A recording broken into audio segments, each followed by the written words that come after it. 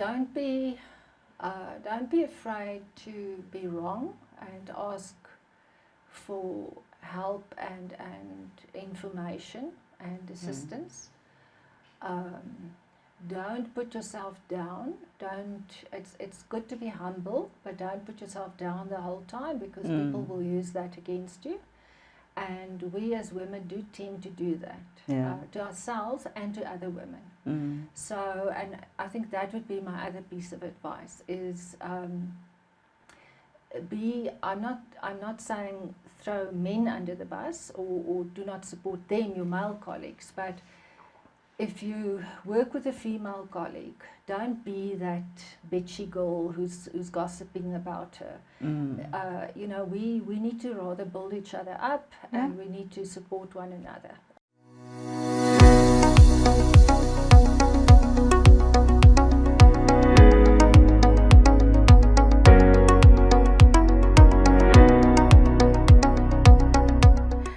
Good day and welcome to another session of Women in Leadership with V.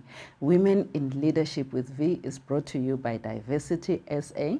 Diversity SA is a management consulting company in diversity, equity and inclusion. And I'm excited today to have my mentor here for the podcast, Esther. I think let's just go right to it. Who's Esther?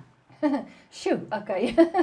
You're right, let's just go right into it. But you said we had like a day or two to talk. Definitely, so, definitely. Because I'm very interesting and very complicated. Okay. Okay. Maybe let's start personally. Yes, let's start personally.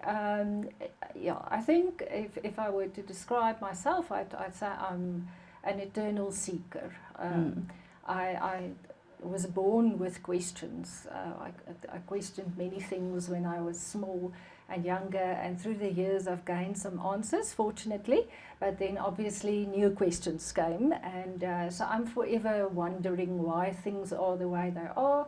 And I also I'm a puzzle solver, and people are the most interesting puzzles there are.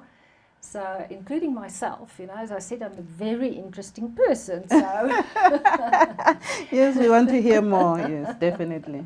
Yeah, I always used to joke, you know, when I train people in people skills or in counselling and so on, I would say, you know, the most interesting person in the world is me, and the next interesting person, the second most interesting person is you, when you listen to me, because you realize how interesting I am. So every one of us thinks we're very interesting. Yes.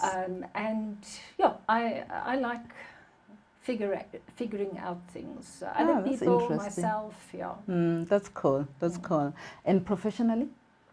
Professionally, I call myself, I've coined the phrase, I'm a Jane of all trades. And then some people very politely fix my error and say, no, you mean Jack of all trades? And then I say, no, Jane of all trades, you know, can you see? Yes.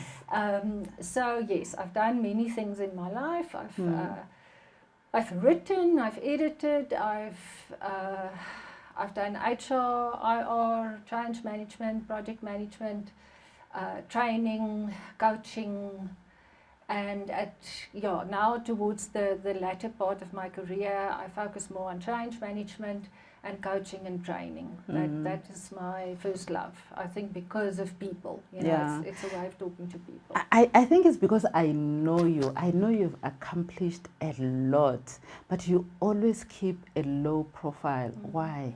Why don't you talk about yourself and your skills and what you've done? Maybe it's because I have a good memory, so I remember how many times I've messed up. So yes, I thank you for saying that I've accomplished a lot, and yes, I have done some things, but I've also made a lot of mistakes. So maybe I'm a bit hard on myself.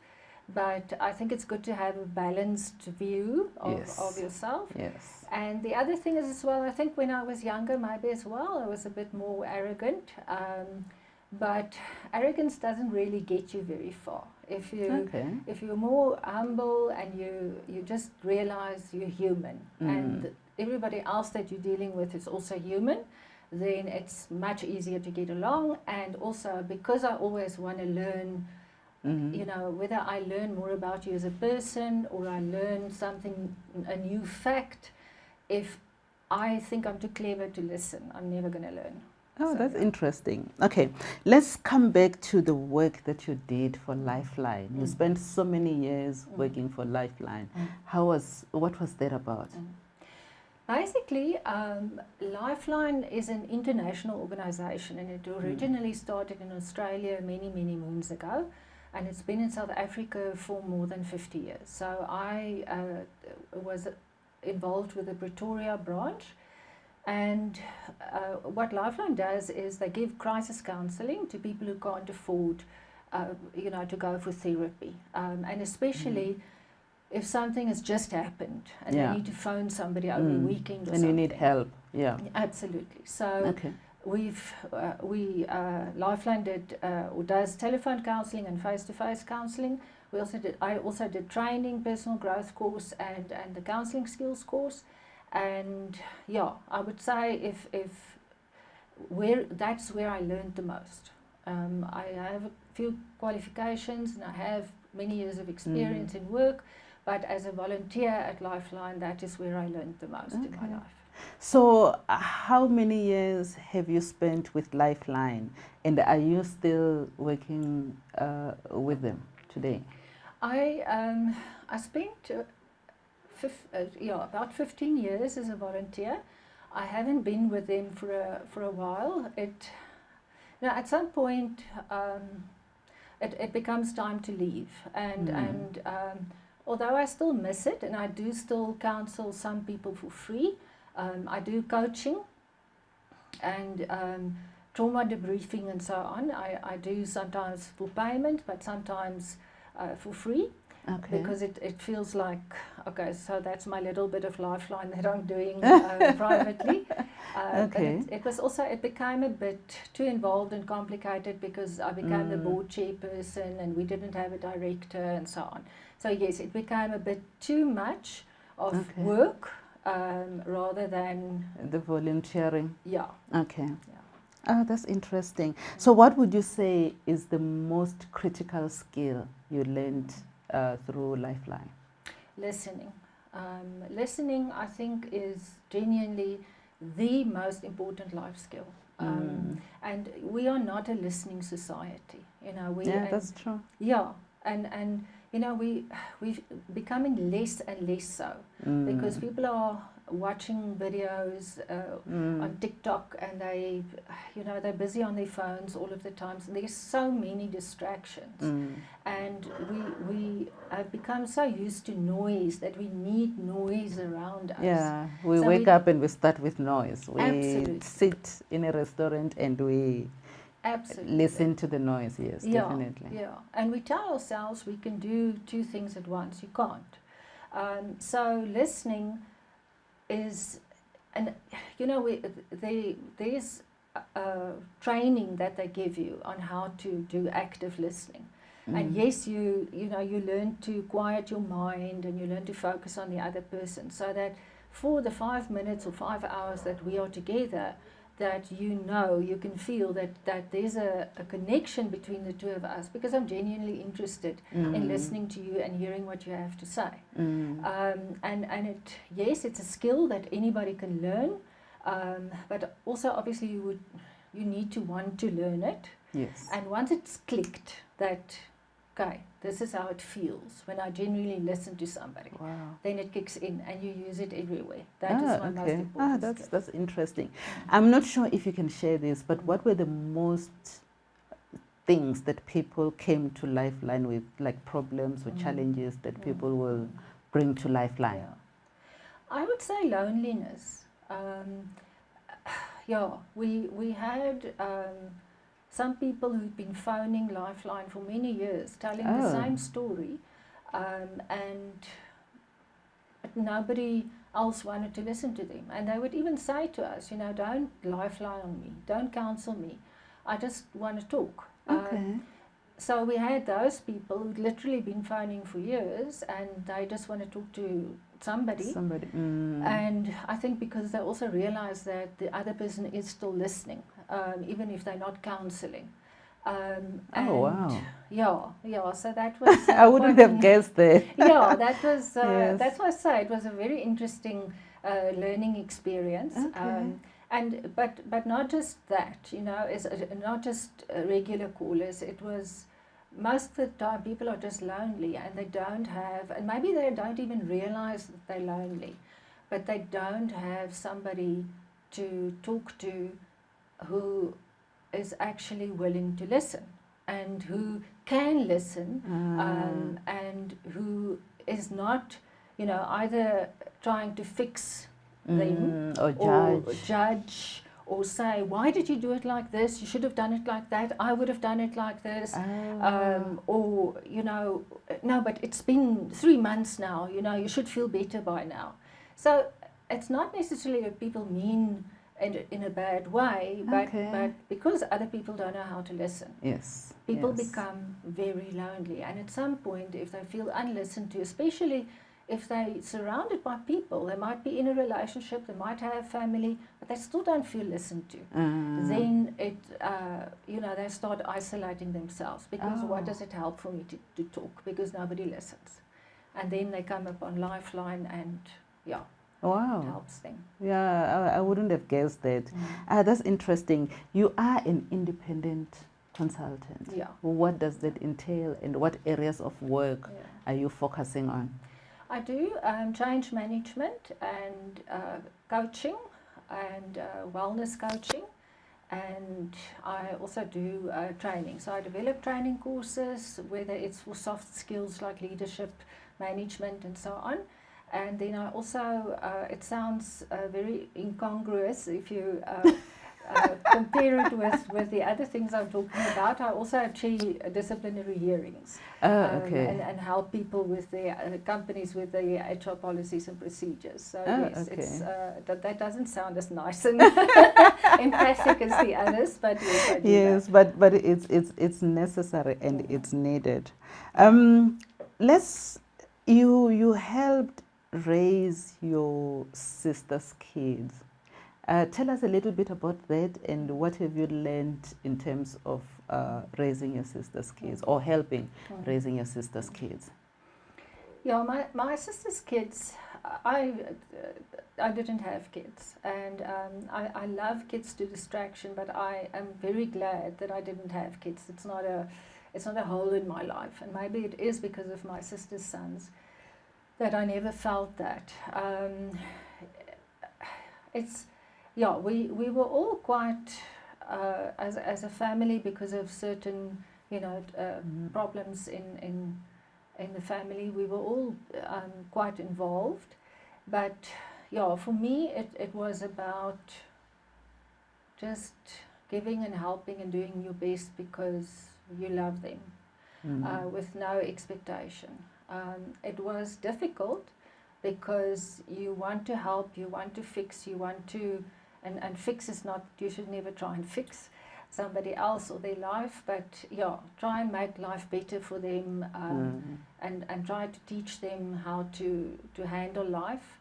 But also, they're not my kids, so I didn't have a lot of say in what happened. I could help to a certain extent, but I'm also not the parent. So, being involved and not having control, and I am a bit of a control freak, so I think that was one of the situations sent to me to teach me to try and let go of the control. Yeah. And I must say, one of the main things that I learned with them, it was also to do with what I learned at Lifeline, is that they used to tell me things when they were younger. They used to tell me about a situation, problem with a friend or a girlfriend or whatever. And then immediately I'd kick in and I'd say, but you know what, you should do this and that and that. And then after I started at Lifeline, I thought, okay, shut up and listen. And I would listen, and we'd normally be driving in the car, so it's a nice, safe space, and I just listen. And then I'd say, oh, and then what happened, and how are things now, and how did you feel about that, and then they would ask me for advice if they needed it, So, but if they didn't need it, they just wanted to talk about it. And I wish I learned that when I was raising the kids, because most of the time we think we're going to do better than our parents, but we go back to what the parents did and want to fix this, fix that, do this, do that, don't do this. Yeah, so I wish I'd learned that skill. That's interesting. Okay, let's come back to you and the future. What is in your future plans? What is in your bucket list? Anything interesting? Okay, that sounds, I laughed earlier when you said I'm your mentor, or I was your mentor, and I'm thinking, you play a very different and equally important role in my life. Because you're the one who keeps on saying, Esther, get your butt into gear. We must do some stuff. And I didn't have a lot on my bucket list, but you've made me think, so thank you for that. The one thing that I do definitely want to do that I'd forgotten about is to go and watch the aurora borealis, the northern lights. I would just love. Okay, I have to admit I don't camp or anything, and I don't like discomfort. So somehow I would like to sit there in comfort. And I think we are alike. I also don't like the bush and I don't get it. I think it's not for us. No, definitely not. But you can take your lovely chair and some cooler box and some drinks. Exactly. And just sit there, and I'd be able to sit there the whole night through and just watch that.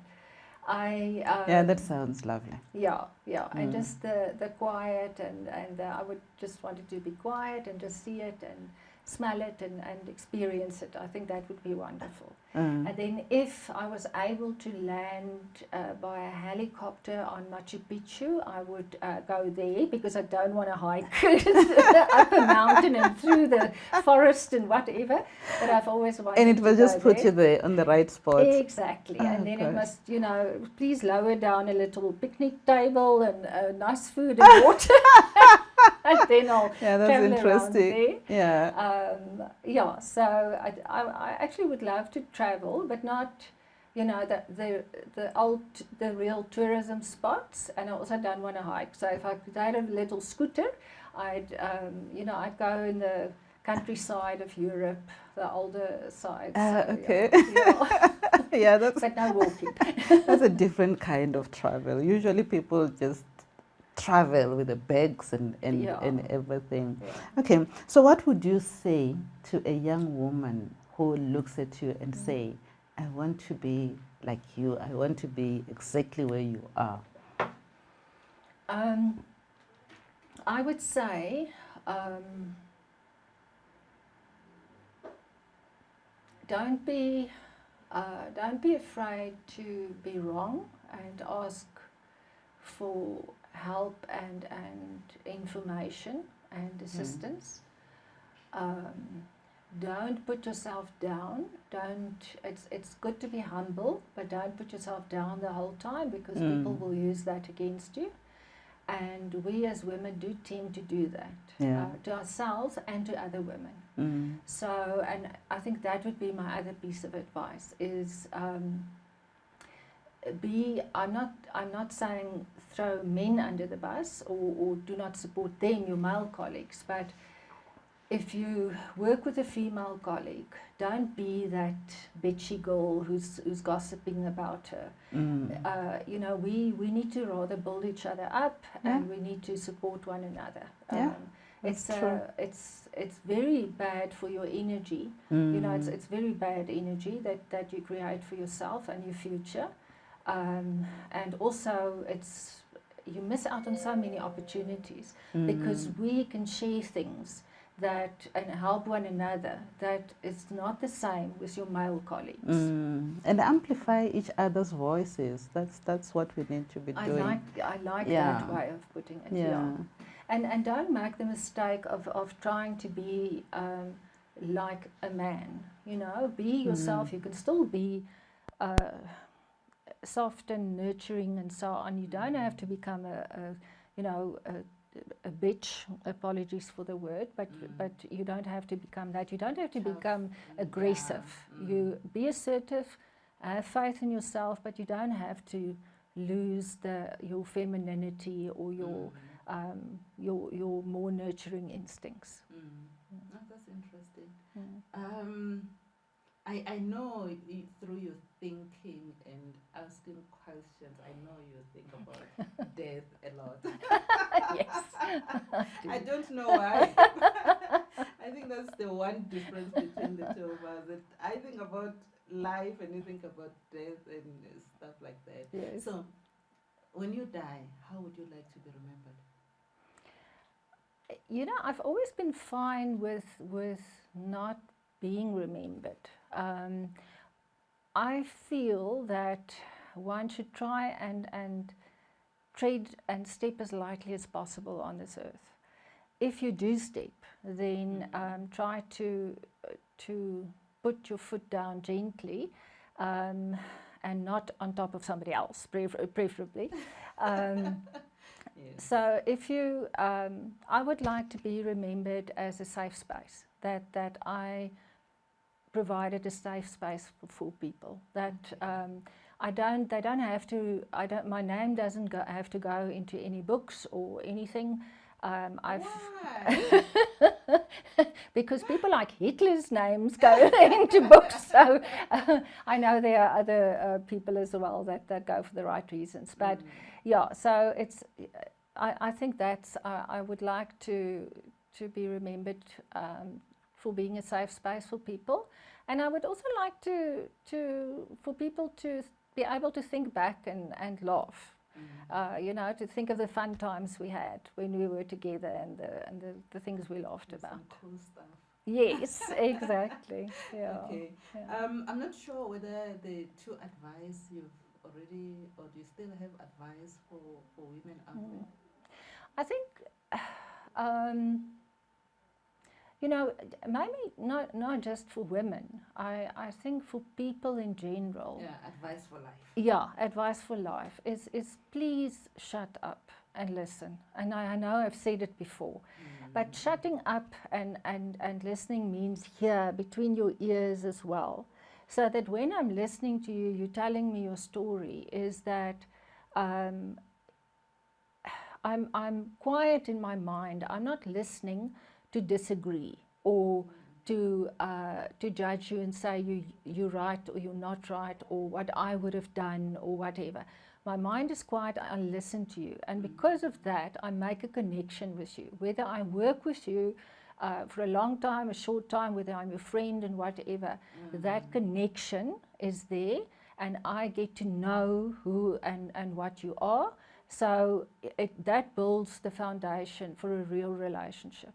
And I always tell people, I probably won't remember your birthday because I don't really do birthdays. I don't do dates. But I will remember your stories. And which is more important? Absolutely. That says something about who you are. The day when you were born, I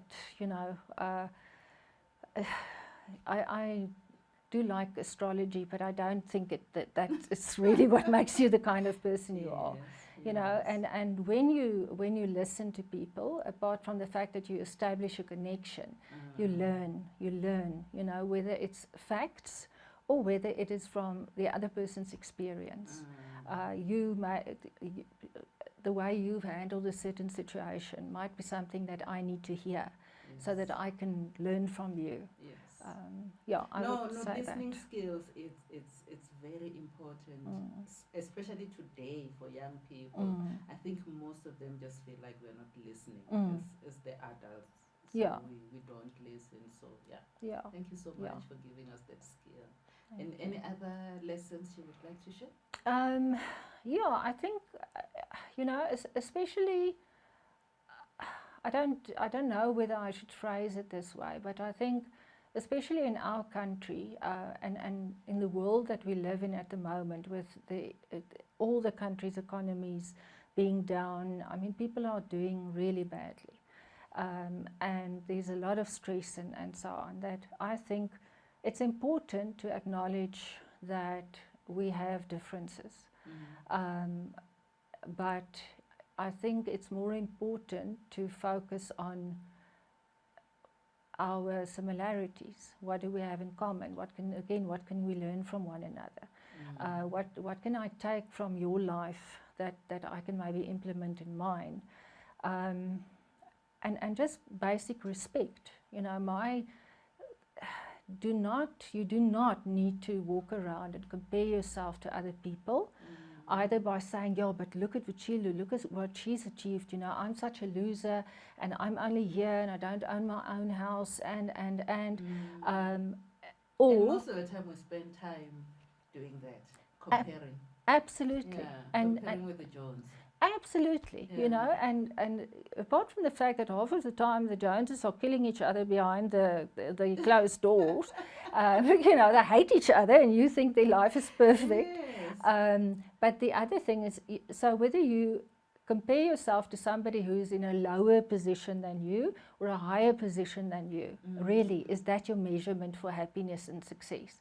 If that is it, then you're never going to be happy. Because if you have to talk other people down, oh, but Vuchilu is this and that and that, and Esther, that's not the way to achieve happiness or feeling successful. And when you do that, you take away time that you could have been improving yourself. Absolutely, absolutely. And it's expending your energy on something that really you can't do anything about, and it's something totally useless. So you're wasting time and energy, you're right. And so don't do that, you don't, my soul does not weigh an ounce more than your soul. That's true. And